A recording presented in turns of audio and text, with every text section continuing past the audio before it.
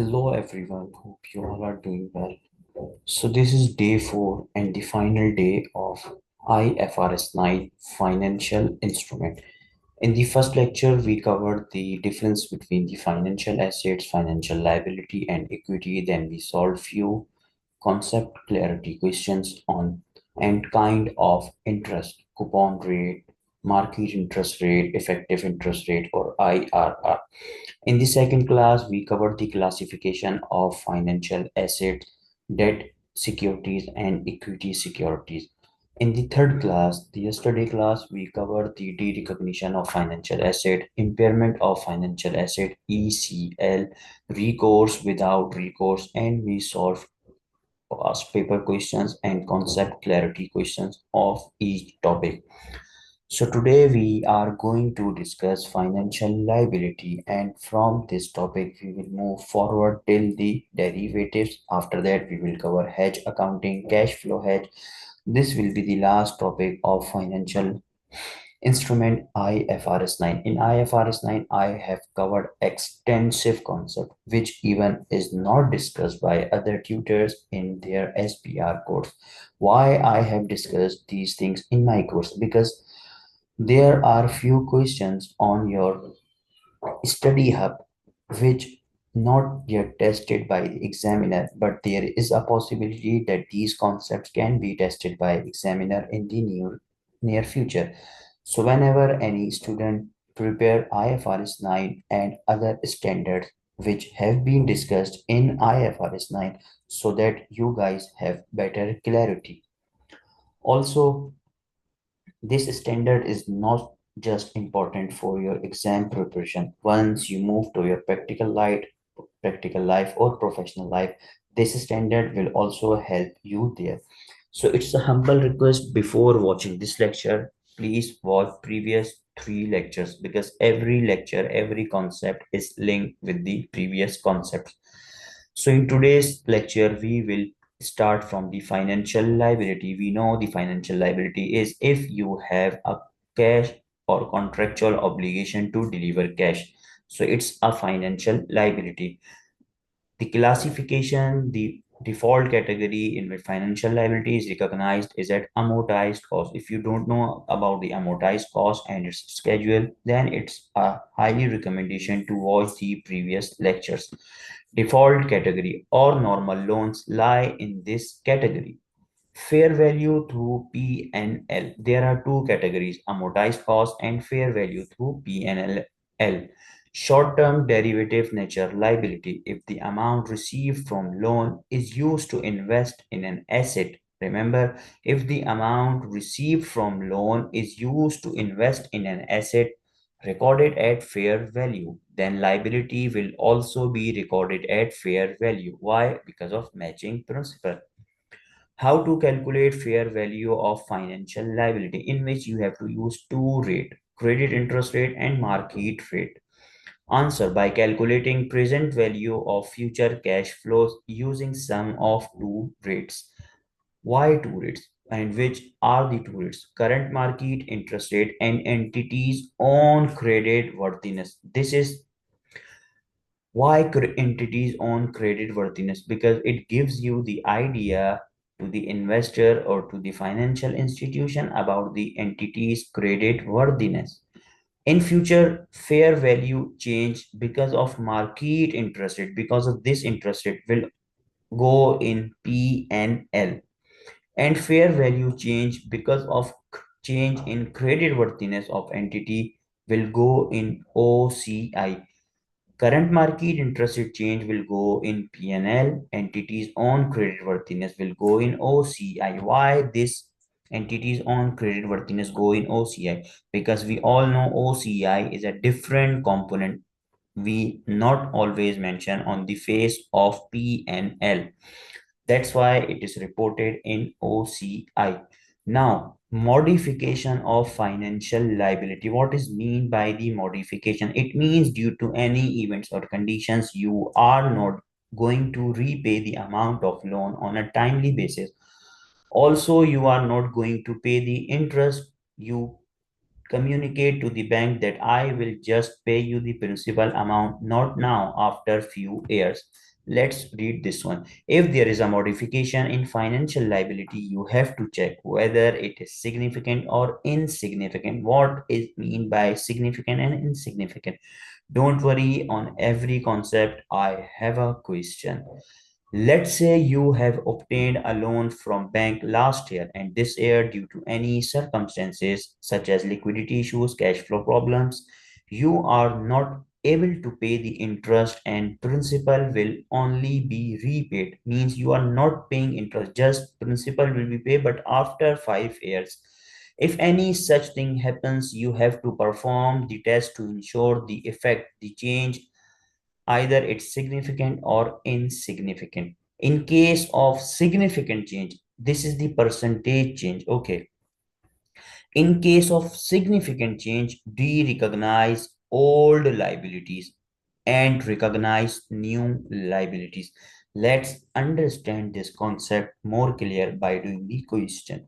This is one question in which I perform both the test, significant test as well as insignificant test, to make sure you guys are attentive. Okay, let's start.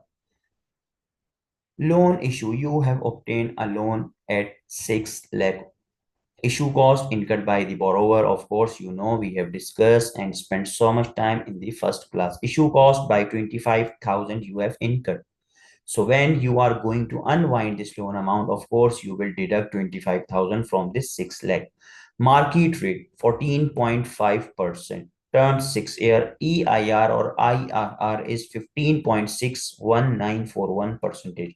After 2 year terms left 4 years, rate 8% in the case 1 and 4% in the case 2. Redemption value is 750 lakh in case 1 and 7 lakh in case 2. Market rate is 16%. Previously it was 14.5%. Now it is 16%. And the fee paid is 40,000. So this is the data for the question. Let's solve this question. Cash debit, financial liability credit as you have taken a loan. So cash debit, financial liability credit by 6 lakh. Financial liability debit, cash credit. Why this entry? Because you incurred a cost, issue cost by 25,000. So financial liability debit, cash credit incurred by the borrower. Remember lecture 1 IFRS 9. Now amortization schedule. 575 I mentioned in the start. Then once you start unwinding this loan amount, you will take the figure of net figure. Which one is 575? As 6 lakh the total loan amount, but you incurred 25, so remaining is 575. 575 will be your opening, in which you apply the IRR or EIR, gives you the 89812 interest, and you have paid the amount of 87,000. How 87,000? 14.5% of face value. We all know coupon rate applies on the face value. This is the face value, 6 lakh. So 14.5% multiplied by 14.5% multiplied by 6 lakh gives you the 87,000 value. So once you deduct this value, you will get the closing of 577,812. This closing will become the opening of second year. Again, you apply the same interest cash. Then you will reach at the end of 6th year. 6th year is the period where the contract ends, the term ends. Again, you apply 15.61941. You will get the interest 92809. You paid 87,000. Look, you reach the balance which you have obtained amount of loan. You obtain the amount of loan 6 lakhs. So you started with the 575 and in the end you have to pay 6 lakhs. If any student have any concept or any confusion, why we are paying 575, why we are paying interest on 575,000, it's a gain for us. No, dear, it's not a gain for us. Look, once you start unwinding, you will reach to the exact amount of loan which you have taken from the lender. 6 lakh you have taken, so at the end you will also pay 6 lakh. Now interest expense 89812. 87,000 you paid. Remaining financial liability means you have to pay 2812 in the year 1. In the year 2, same entry. Remaining same entries, do it by yourself as it is the same. Sorry. Now, 2 years have passed. If you closely see the question, so it's mentioned after 2 years, term left for 4 years. So after 2 years means till now 2 years have passed. So now we are at the start of third year. So now what? Perform the test for significance or insignificance. When we do such test only in case of modification of financial liability. So case 1, 7,50,000 redemption value. Step 1, test of significance. How to perform the test of significance? Please be attentive. Now the remaining terms are 4. So 1, 2, 3, 4. Cash flows, you have to identify the cash flows. 8% of 6 lakh. Do you have calculator? So please multiply 8% multiply by 6 lakh gives you the 48,000. 48,000 cash flow for year 1, year 2, year 3. But in the year 4, there is a redemption value of 750. So 750 plus 48, look, I have mentioned here, gives you the 798. Then you have to calculate the present value on the IRR or EIR. The total present value is 55039. But if you remember, there is a fee of 40,000. So you have to include 40,000 in this present value. The total value is 595,039. Once you are done with this thing, then you have to calculate the difference. Carrying amount at the end of second year, look this one. At the end of second year or at the start of third year, but make sure you took at the end of second year, 581062.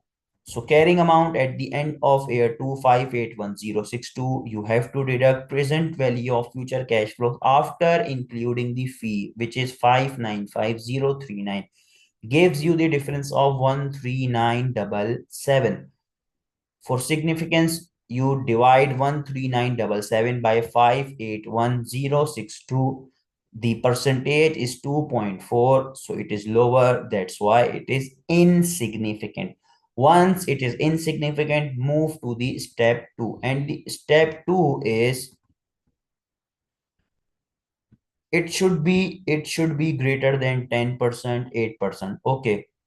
There is no such fixed percentage, but make sure it should be at a greater side, not on the lower side. Of course, if a percentage is on the lower side, so it is insignificant.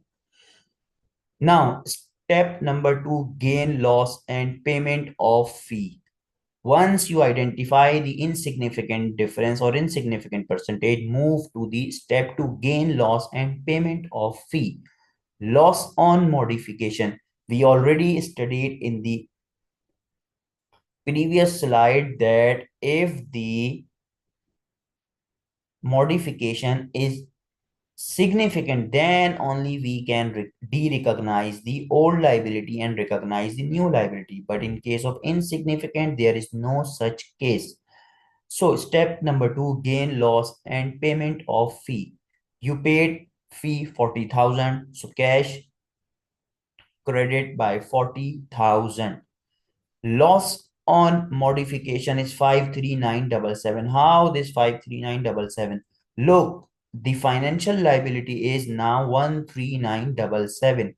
So you entered financial liability credit 13977. 40,000 is the fee. So the loss on modification is 53977. Again, you have to unwind this. Sorry. Again, you have to unwind this liability, this present value of liability over the 4-year terms. So you enter in the opening 55039. Again, you apply the EIR and 8%. Why 8%? Because if you have seen here, let me show you. Now the rate is 8%. Okay, guys, please be attentive. So yeah, this one. 8% gives you the closing of 593,733. Again, I am repeating coupon rate percentage apply on the face value. So 8% of 6 lakh 593733. This will become the opening of second year. Again, second year closing will become the opening of third year, and third year closing will become the opening of fourth year. Again, you apply the EIR on this value, gives you the 107804, and 8% of 6 lakh 48,000. Once you add 48,000 and add 107842, you will get the amount of 7 lakh 50,000. If you again go and see in the question, the redemption value is 7 lakh 50,000. So now I hope you are getting the things. Now case 2, redemption value is 7 lakh. Again, test of significance 1, 2, 3, 4, 4%, because in the case number 2, the rate was 4%. 4% of what? Again, 6 lakh gives you the 24, 24, 24, and in the end, you have to include redemption value plus interest amount. Principal plus interest amount gives you the 724,000. Again, you will calculate the present value on EIR. The total is 459389. The significance test is same for both the cases. Okay. Present value 459 plus fee gives you the total 4999389. Carrying amount at the end of year 2, remember, 581062. Present value of cash flows after fee, this one 499389. The difference is 81673. You will divide this difference by the carrying amount at the end of year 2. You will get the percentage. Now this is 14%, means on the greater side. So it is significant. Now we have identified the change is significant. What to do next? As it is significant, so de-recognize old liability, means this one. De-recognize old liability and start recognizing new liability. This one is the new liability. Okay. Start recognizing new liability. Step 2, new liability using market rate. Year 1, 2, 3, cash flow 4%, 24,000, 24,000, 24,000. In the end, redemption value plus interest 724. Now you will calculate the present value based on the new market. This is the new rule, new technique. Make sure you guys are attentive. In the previous working, we uses the EIR, but once the old liability is de-recognized and the new liability start recognizing, so we will use the adjusted or new market rate. Okay, so gives you the total present value of 453760. This is your new liability. The entry is old liability debit 581062. New liability credit by 453760. Gain on extinguishment is your balancing figure, as cash is the fee which you paid. So you credit 40,000. This is the balancing figure. Now what to do next? If you unwind this liability at 16% at this market rate, you will get the redemption value at the end of fourth year. So this is if modification in liability, in financial liability. I hope you are getting the things. If you have any doubt or any question, feel free to ask, please. Now we have a repurchase agreement. What is repurchase agreement?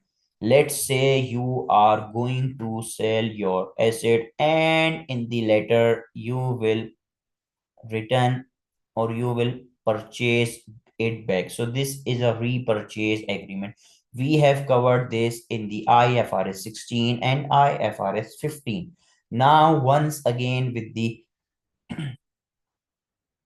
concept of IFRS 9 de-recognition, we will cover this again. Repurchase agreement, it's compulsory or optional. If it's compulsory, if it's recorded at fixed price, record it as a loan, no de-recognition. If at fair value, de-recognize. Optional, in case of optional, if recorded at fair value, de-recognition. If at fixed price, you have to check deeply in the money, deeply out the money, neither deeply in or out the money, check, control, transferred or not. Let's solve one question on this. Let's say Mr. A has a bond with face value of 1000, rate is 10%. Mr. A give bond to Mr. B at 1000 taken as a loan and in pledge as a security, give his bond value of 1000. Now, right to cash flow transferred to Mr. B. As in bondholder register, the name is of Mr. B now instead of Mr. A. But risk and reward not transferred. Why? As Mr. A will buy back at 1100. This line is for your understanding how repurchase agreement or repo is work in the real world. Let's say I have a APS bond. There is a third party, which is party B. I asked party B, if you want to take this bond at 1000, you can take it. But after few times or few years, I will take it back from you. Now in the bond register or holding register of APS company, the name of Mr. B is mentioned in that register, but in reality, the ownership, the control is still in my hand because I have not transferred the risk and reward as I will repurchase it after few years or few time. Now, Mr. A entry, cash debit repurchase liability credit by 1000. Interest expense, debit, repurchase liability, 100. Repurchase liability, cash, credit.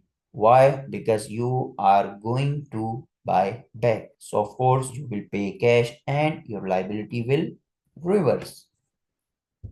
Now, there is a question too, which I would like you to solve, even though I have mentioned the complete solution with all the journal entries and explanation. This is a very good question if you want to get a strong grip on repo agreement. Let's read this question, but I am not going to discuss the solution. Carrying amount is 424,000, fair value 460,000. Assume cash received means the cash you are going to receive is also on this amount. This is the same amount on which you receive the cash. IRR 18%. Of course, we know it's apply on this figure once we start unwinding it. Coupon rate 15% on face value, but there is no face value. We will identify and calculate it. There is a fair value index to face value. This percentage will be used to calculate the face value. How? In the numerator, you will arrive 460,000 and in the denominator, you will take 115 percentage. Once you divide 460 by 115, you will get the face value of 4 lakh. Repo rate is 14.5%. This will help you in identifying or in calculating the interest rate on repurchase liability, which we have just did in question 1. Repo for 2 years means after 2 years you will repurchase it. The repo price is 603072. The bond is classified as amortized cost. First coupon is taken by the counterparty. So it means there will be no coupon payment in the first year term. Once you making your amortization schedule, so in the first year you will not take any figure in the cash column. Which column? Let me show you from previous questions. This column. If you solve this repo question from this method, then you will not take any figure in this column. Why? Because it's mentioned that the first coupon payment is taken by the counterparty. So this is a complete solution with each and every understanding. I would like you guys to solve this question by your own. Otherwise, if you are facing difficulty, you can get the idea from this solution. Now there is another concept of IFRIC 19, extinguishment of financial liabilities with equity. What is this? Objective IFRIC. It is IFRIC. IFRIC. It's not IFRS, it IFRIC.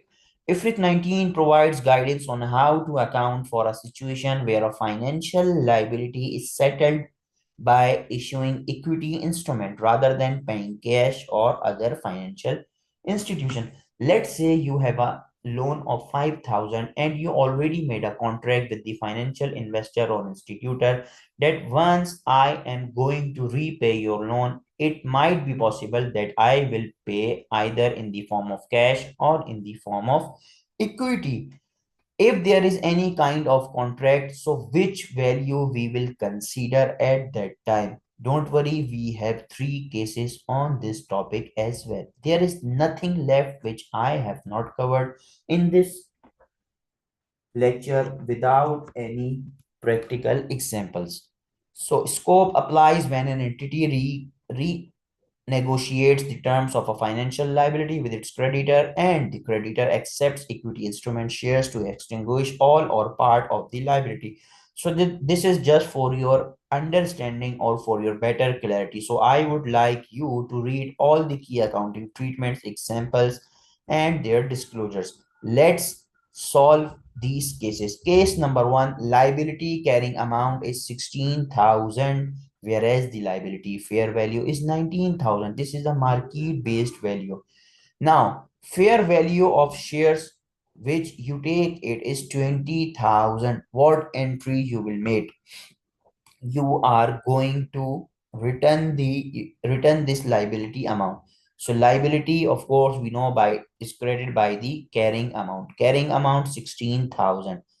Now you are going to pay in the form of equity. Fair value of shares is 20,000. So you will, what do? You will credit the equity by 20,000. Make sure you guys are attentive. You guys can understand or assume, oh, this is a very basic concept. You just took the figure and entered in the journal entries. No, wait. Now you will get the loss on extinguishment is 4,000. This is for the case 1. In the case 2, liability carrying amount is 16,000. Liability fair value is 19,000. This is more reliable. Fair value of equity, this is a private company, not a listed company, is 20,000. In that case, you are again paying in the form of equity, but in that case, which figure you will take in equity? Liability is 16,000, equity is 19,000. Why not 20,000? Can anyone tell me? Because this is a private company equity, so the value can go up and down anytime. In this case, the liability fair value is more reliable. So that's why the equity amount will be considered equivalent to the liability fair value, which is more reliable. So the gain will be 3,000. Loss on extinguishment is 3,000. Okay. Case number 3, liability carrying amount 16,000, liability fair value 19,000, not reliable. Fair value of shares not reliable, it's 20,000. In that case, you will took the carrying amount as the equity consideration. Liability debit by 16,000, equity credit by 16,000. So these are the three cases on the extinguishment of equity with liability. Sometimes a company owes money, a loan or liability, but can't or doesn't want to pay it back in cash. Instead, the company and the lender agree. Lender means investor. That the debt will be paid by giving shares equity in the company. Now we are moving to the derivatives. Derivatives kind of wagering agreement, wagering contract. Make sure you guys are attentive and you guys have a cup of your coffee. Let's start the derivative. Three conditions in a derivative contract or in a derivative agreement. There should be three conditions. First one is there must be a contract. Contract of value depends on underlying asset rate index. Entry fee very low or zero. Settle at future date. Now keep this thing in mind. Settlement date must be for the future, means forward date, future date. Again repeating, settlement date must be future date or forward date. Now, can anyone tell me why company enter into derivative accounting? For the hedging, of course, for the hedging. But sometimes there are most of the entities enter into derivative for the wagering. Okay, let's start with the examples. On 10th Jan 21, Mr. A went to the bank and asked to purchase gold 5 tola on 31st March 2021. Spot rate 1000 per tola at that date.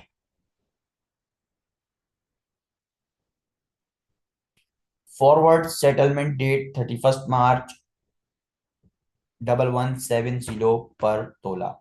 Now solution. 10th Jan 21, no entry. Why no entry? Because we have just studied it should be settled at the future date. So in the initial date, in the initial agreement date, there should not be any entry. Okay, it doesn't matter. Why? Because we are going to work for the future, for the settlement date. Now, 31st Jan spot rate is 1200 per tola and the forward settlement date 31st March is 1290. This is a sales contract, means now you are going to sell it. The entry is derivative asset debit P&L credit by 120. How 120? If you remember at the start of this contract, the forward settlement amount is 1170, but now it is 1290. So of course, when we are going to sell, we will get a profit, get a gain. So this is 120 derivative asset debit and P&L credit gain 120. Why P&L? Why not OCI? Because cash flows are not SPPI. SPPI means not solely principal plus interest. If you don't know about this concept, please go and watch lecture number 2 of financial instrument. That is fair value through P&L. 28 Feb 21, the spot is 1450, forward 31st March is 1520, again sale contract. Again, derivative asset debit P&L credit 230. Why derivative asset? Because against the income, there should be an asset. You can't record liability because liability is booked against the expense. How 230? 1520 this year, this month, previously it was at 1290. So the difference is 230. Now come to the settlement date. This is 31st March 21. At this date, spot is 1590. Per tola forward 31st March is 1590. Again, there is a gain. Previously, it was 1520. Now it is 1590. So derivative asset debit P&L credit by 70. Now come to the settlement date. Settlement either in the form of delivery or in cash. What if in delivery? So you debit the gold by forward settlement date amount 1590. Cash credit 1170. How 1170? Let's go to the question. Look, once you entered in this contract, the forward amount is 1170. So you of course will pay once you entered at the forward contract. The price, the amount will get fixed at that time. So you pay 1170 again. There is a derivative asset 420. How this 420? You recorded 120 gain in the first month, 230 in the second month, 70 in the end month. So the accumulate is 420. Settlement in cash. Cash debit, derivative asset credit. Gold debit, cash credit. So if the examiner asks you to settlement in delivery, you will have to make this entry. If the examiner asks you to settle in cash, then this entry. Now again, one more question. On 1st October 2009, DAF company purchased 100 soybean future contract. 1st Feb 2010. This is the future date. The quoted market prices at the date of purchase are 5.8. This is a 5.8, not 580. Okay, it's a 5.80 a bushel. Each contract covered 5,000 bushels. The initial margin deposit is 2,40,000. At the end of 31st December 2009, the quoted market price of the soybean contract is $5.6 a bushel. On Feb 1, 2010, when the quoted market price is 5.30. If you are understanding, then the bushel prices is going downward. A bushel. DFC purchased 5 lakh bushels of soybean from the market and the contract was closed out at Feb 2010. So if it's mentioned in the contract that the contract are going to close out, so it means it is a settled on cash basis. Let's solve this question. Whenever examiner gives you multiple rate, you first have to make this table. Date 1st October, contract start date, initialization date, 31st December, and the forward contract end date, settlement or contract close out date. Future rate 5.8, 5.6, 5.3. Full value. Look, 5,000 you purchase and 100 you purchase and each bushel cover 5,000. So 100 multiply by 5,000 multiply by 5.8 gives you this figure. Again, you apply 5, multiply 5,000 by 100 and by 5.6, you will get 2.8 million. And in the Feb, again 5.3 multiply by 5,000 multiply by 100, you will get 2.65 million. Now solve the or made the journal entry. 1st October 2009. Remember, you paid the security deposit of $240,000. Security deposit debit, cash credit by 240. 31st December 2009. P&L debit derivative liability credit by 1 lakh. How 1 lakh? Look, from 5.8 you are now at 5.6. So of course there is a loss, and again loss we book derivative liability. In the previous question we solved with respect to derivative asset, we have a gain, now we have a loss. So you can understand how I solving each concept wise question for you, so that you guys will understand each and everything. 1 lakh, there is a loss. In the 1st Feb, again there is a loss of 150. From 2.8 we will now at 2.650.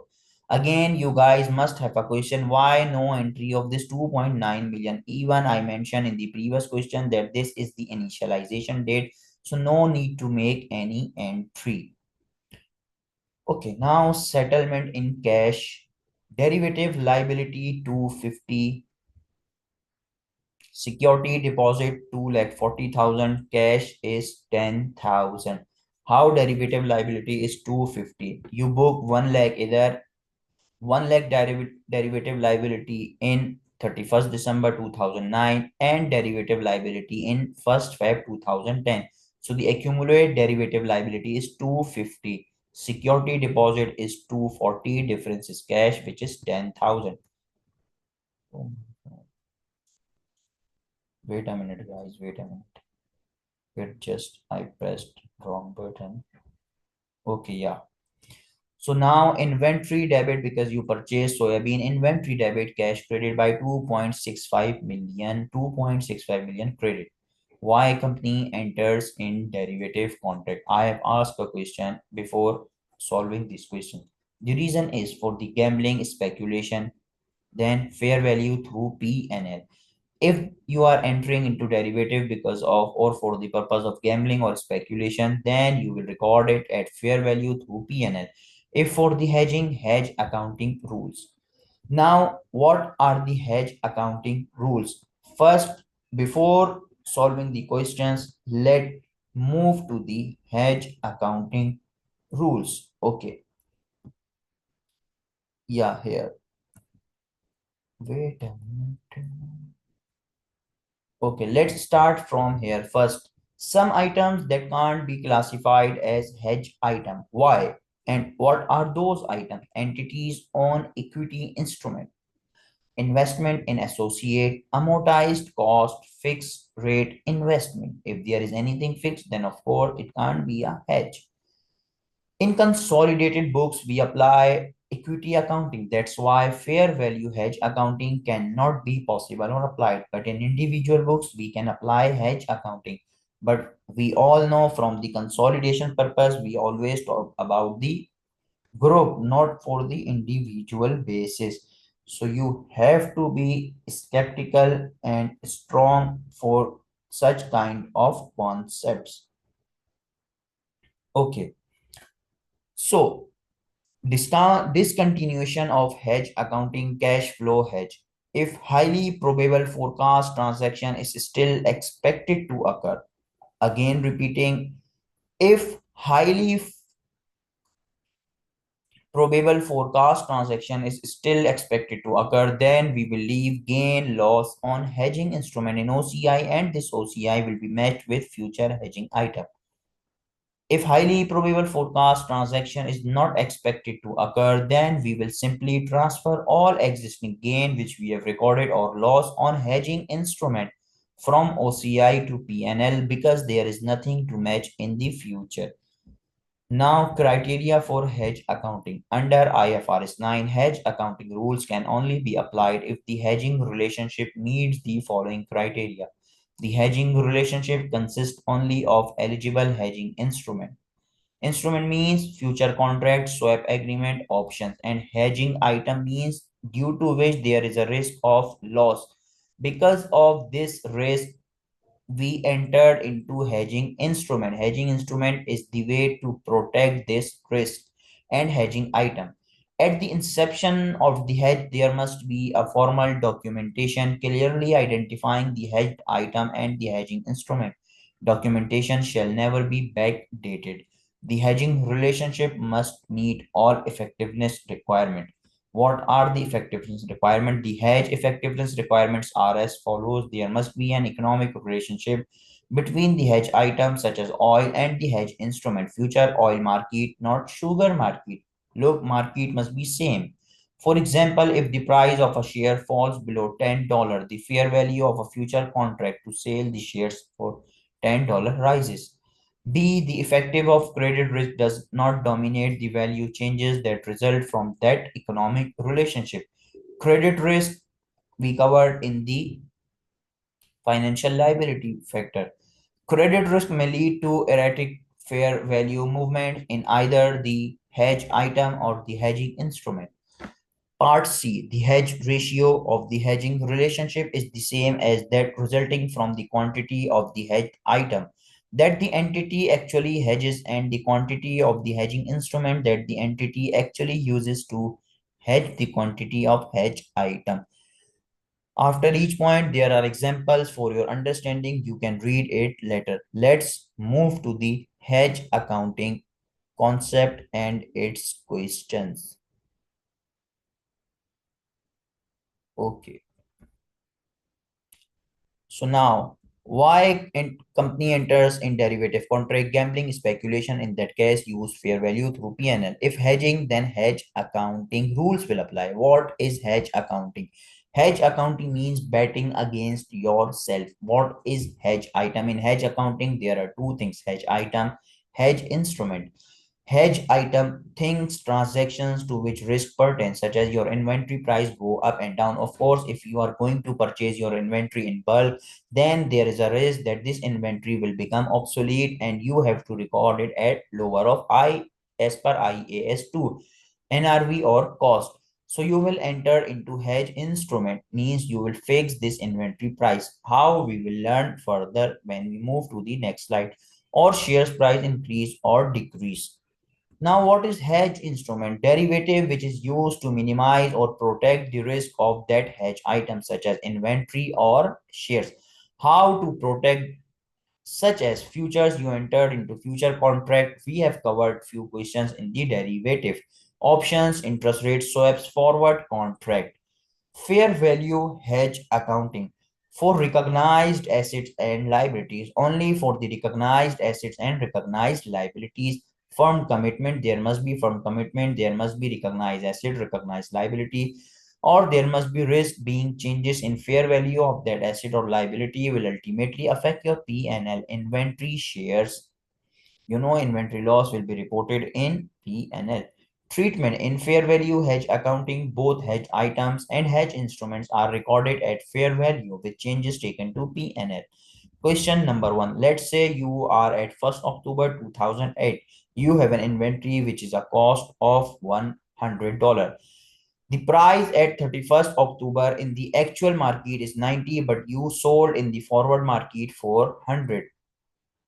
If you compare with the actual market, so of course there is a change in hedge item. Fair value change in hedge item will go in P&L.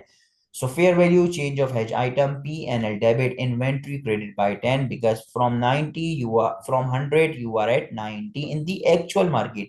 Now you entered into hedge instrument. So fair value change of hedge instrument will also go in P&L.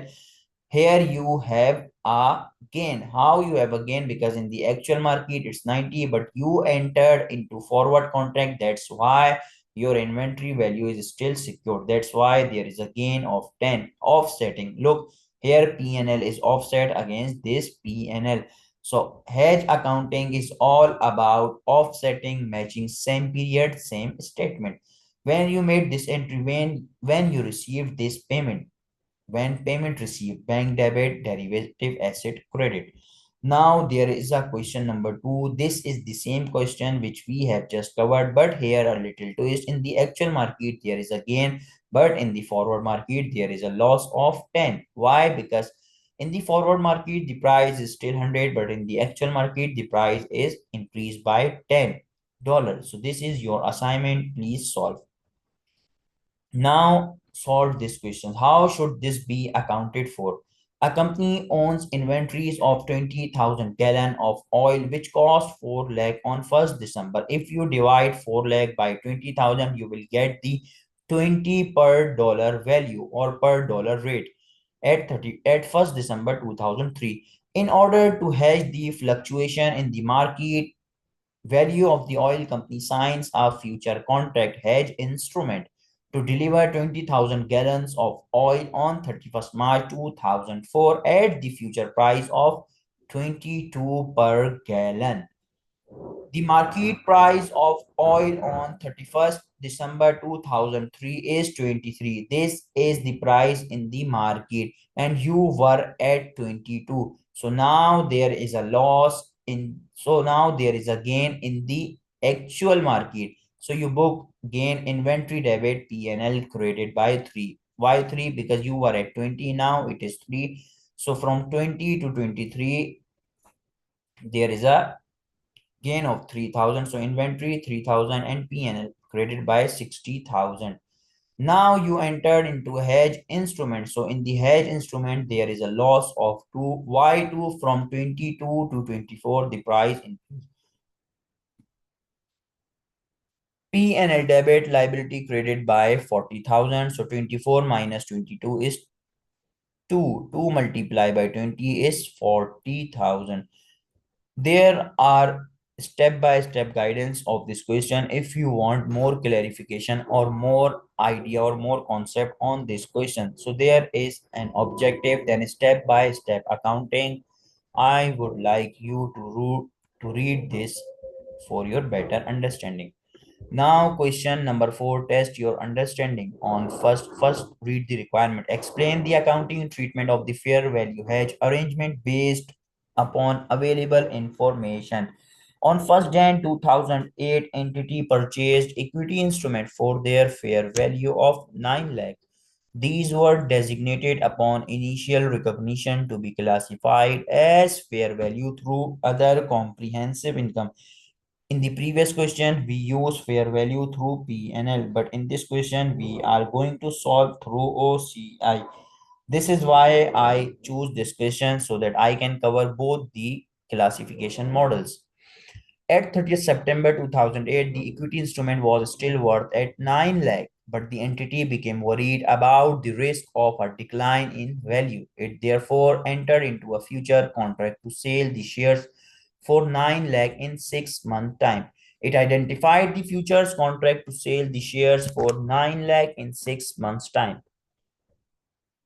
It identified the futures contract as a hedging instrument as part of a fair value hedging arrangement. The fair value hedge was correctly documented. Remember fair value hedge criteria and designated upon initial recognition. All effectiveness criteria have been complied by the reporting date of 31st December 2008. The fair value of the equity instrument had fallen to 8 lakh. Now it is fallen to 8 lakh, and the fair value of the futures contract had risen by 90,000, means it is increased by 90,000 in addition of 9 lakh. So the total value at the end is 9 lakh 90,000. Don't get confused with the wordings. Let's solve this one. Actual cost 1st Jan 2008 is 9 lakh. Price at 31st December 2008 is 8 lakh. Forward selling or forward contract is 9 lakh 90,000. We know first we calculate the change or difference of the fair value of hedge item. So there is a loss which will go in OCI. As from actual to price, there is a difference of 1 lakh. So OCI debit inventory credit by 1 lakh. Now in the forward selling or in the forward contract, there is a gain of 90,000. From 9 lakh, we are at 990. So derivative asset debit, other comprehensive income gain credit by 90,000. Bank debit, derivative asset credit, receivable. This is receivable derivative asset because you have not received this payment now. But once you receive this payment, of course, you will make this entry. Cash flow hedge. Previously, we have written fair value hedge. Now cash flow hedge. What is the difference between fair value hedge and cash flow hedge?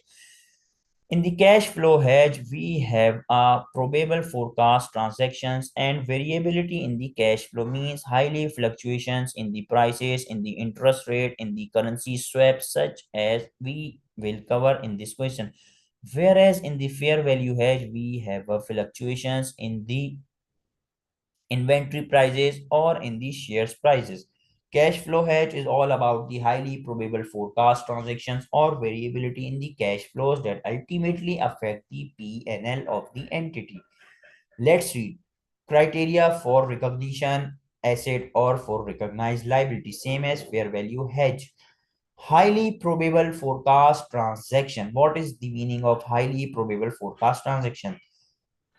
Let's say you buy machine after 6 months in euro. Now, because of exchange rate movement, you may have to pay more or less. Risk being variability in cash flows that will ultimately affect your P&L. You need to take a loan after 6 months. Right now, interest rate is 5%, but after 6 months, there is a possibility that interest rate can changes to 8%. So again, here is the risk of variability of cash flow. In the cash flow hedge, we entered into hedging instrument now, but hedge item will receive in the future. This is little bit different from the fair value hedge. In the fair value hedge, we have a hedge item in the present. In order to secure that hedge item, we entered into the forward contract, into the future contract by hedge instrument. But in case of cash flow hedge, we entered into hedge instrument now for the hedge item which will receive in the future. Explanation of a highly probable forecast transaction. Let's say we entered into hedging instrument now to protect the risk of the future highly probable forecast transaction. This example you can refer. You are going to take a loan. You have not obtained or secured a loan right now, but you have a probability or you have a clear indication that the interest might go up. So now you don't have hedge item, you don't have a loan amount, you don't have any financial services. But now, in order to protect themselves from the high paying interest, you are entering into hedge instrument now before receiving the hedge item, the loan amount.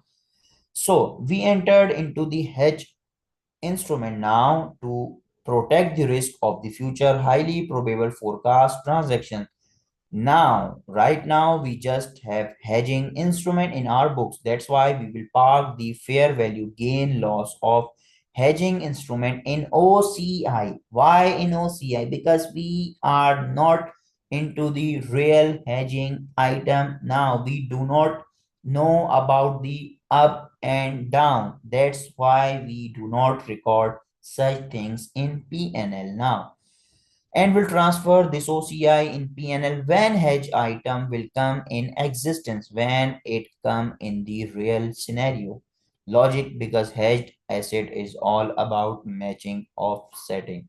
Let's solve question number 1.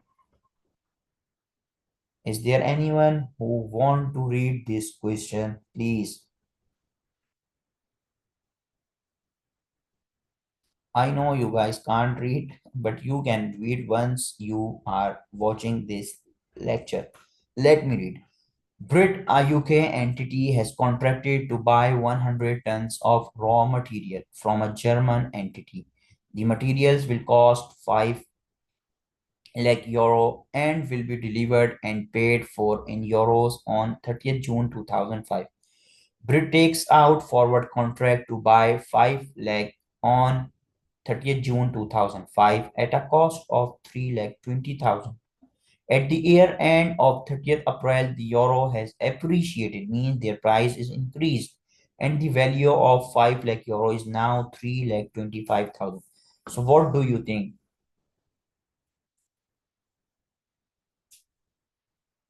Again, I am repeating, in the cash flow hedge, we entered into hedge instrument now. So there is a gain in the hedge instrument from 320, it's now 325. There is a 5,000 gain. So we made the entry derivative asset debit OCI credit 5,000, 5,000. Recorded in OCI because hedge item will be received after 2 years. 30th June 2005, purchase debit bank credit 3 lakh 25,000. OCI debit purchase credit, because you have to reverse this entry to matching the hedge item. Bank debit derivative asset credit when forward payment will be received. Now question number 2 is your assignment. You just need to use the approach which we have used in the previous question. In in this question. So now you guys have to solve this question number 2 by your own. This is your assignment. Now there are 3 cases of cash flow hedge. Case number 1. Case number 1 is if fair value of hedge item greater than fair value of hedge instrument, then future gain loss of hedge instrument will be recognized in OCI. Again repeating, if fair value change item is greater than fair value of hedge instrument, then the instrument amount will be recognized in OCI. If fair value change of hedge item, this is case number 2, equal to fair value change of hedge instrument, then hedge instrument will be recognized in OCI. In both the cases will be recognized in OCI. But in case number 3, if fair value hedge item is less than fair value of hedge instrument, then effective portion means against which there are cash flows. Effective portion of gain loss of hedge instrument will be recognized in OCI and ineffective portion will be in P&L. Let's solve one question on these cases. A company enters into a derivative contract in order to protect its future cash flows relating to a recognized financial asset. At inception, when the fair value of the hedging instrument was nil, the relationship was documented as a cash flow hedge. By the reporting date, the loss in respect of future cash flows amounted to 9100 in fair value terms. These are the changes in fair value terms. It has been determined that the hedging relationship meets our effectiveness criteria required.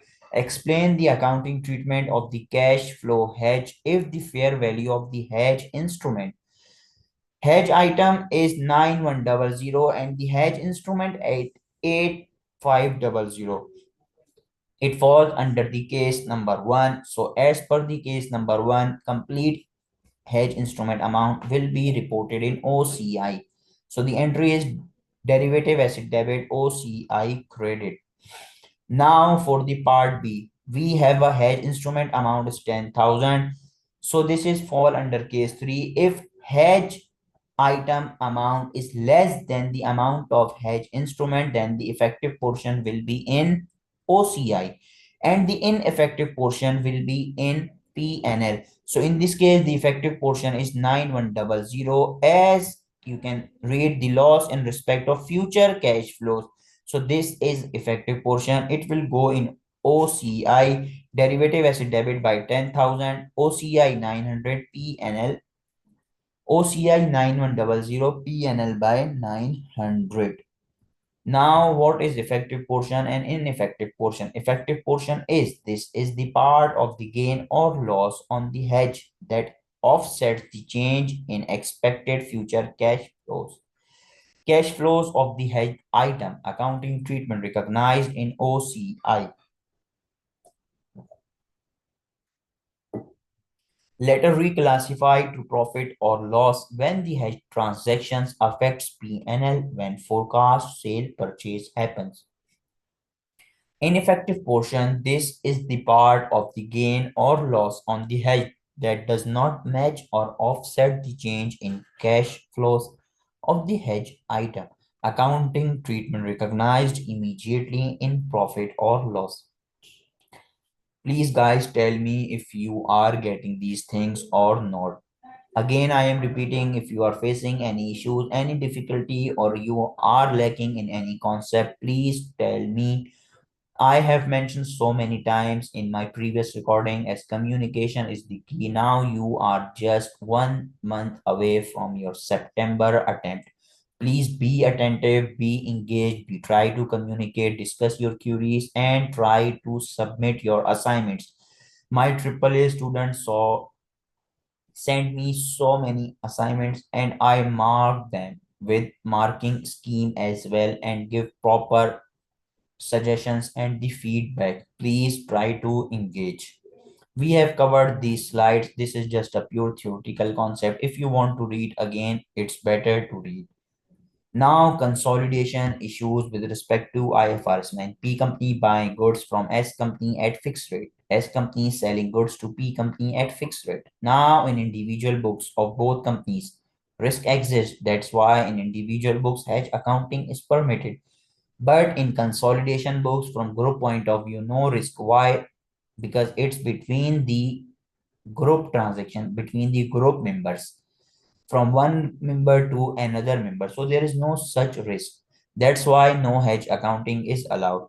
Now we are just at the last concept, embedded derivative. Embedded derivative means there is a host contract, means non-derivative plus our derivative. Conditional or unconditional. Let's read the few requirements.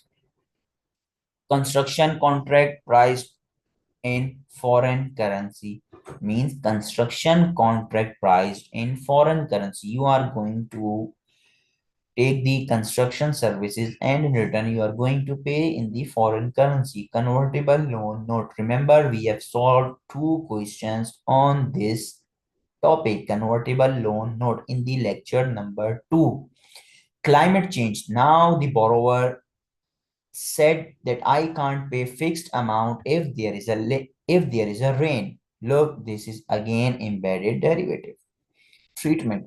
If host contract, what is host contract means non-derivative is a financial asset, then record complete transactions at fair value through P&L. Logic, it does not meet contractual cash flow characteristic test at amortized cost. Remember, there were two tests: held till maturity and only principal plus interest payment, no conditional payments. If host contract is not a financial asset, means if a non-derivative contract is not a financial asset. And what is the financial asset? Cash or cash equivalent, right to receive cash or cash equivalent, or equity.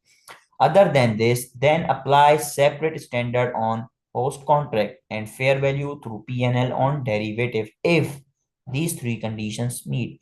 All three economic characteristics of host contract and derivative are not closely related. The derivative may survive stand alone.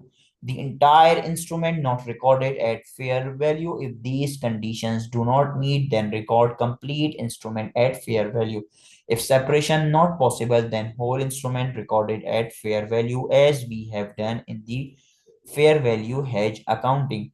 Now there is one question. This is very, very important question for your almost the complete IFRS 9 revision. I have written down the answer of this question in stepwise so that you guys can understand how to draft or how to write this answer with proper linking in the exam. So this is it for IFRS 9, and we have covered in IFRS 9 ECL, derivative, fair value hedge, cash flow hedge, consolidation issues, embedded derivative, fair financial liability, extinguishment with equity, and modification in financial liability, impairment, everything which even no other tutor has been discussed in their classes, which I try my best to cover or to teach you everything, every detailed thing. Even there are other few concepts which I have not covered in this lecture. Why? Because financial instrument is a big ocean. There are so many concepts, but that concepts are not valid for you right now. But it's my promise that I will record new concepts for you guys. This is not just for the SBR. I will try to be engaged with you throughout your professional life, as I am working as an audit associate. So I know how much importance of the financial reporting and accounting in your practical and professional life. So take care and best wishes. Again, I am repeating before closing down this session. If you have any questions or any queries, please feel free to discuss. Best wishes for you. Almost there are 50 slides of financial instrument IFRS 9. So best wishes and take care. Goodbye.